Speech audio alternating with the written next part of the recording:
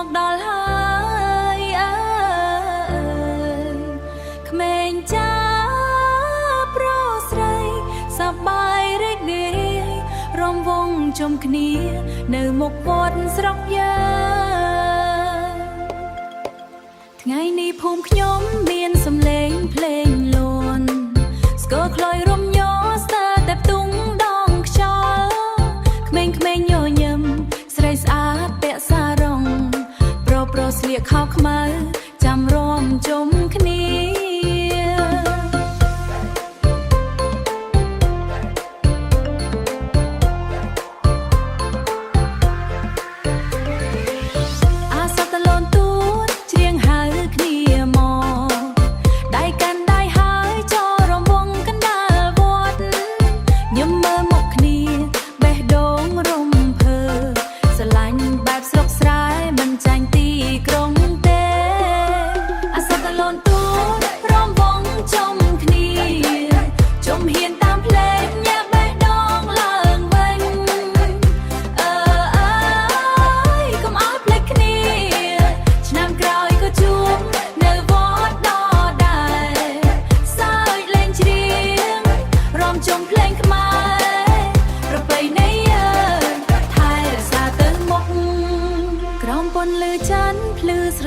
ស្រទាប់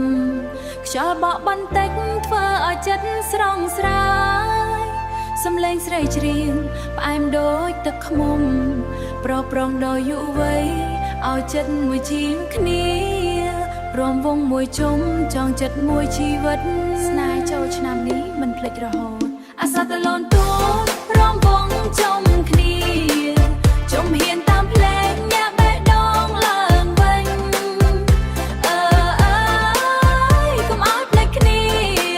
ឆ្នាំក្រោយក៏ជួបនៅវត្តដដែលសើចលេងច្រៀងរំជុំភ្លេងខ្មែរប្រពៃណីយើងថែរក្សាទៅមុខឆ្នាំក្រោយក៏ជួបនៅវត្តដដែលសើចលេងច្រៀងរំជុំភ្លេងខ្មែរប្រពៃណីយើងថែរក្សាទៅមុខ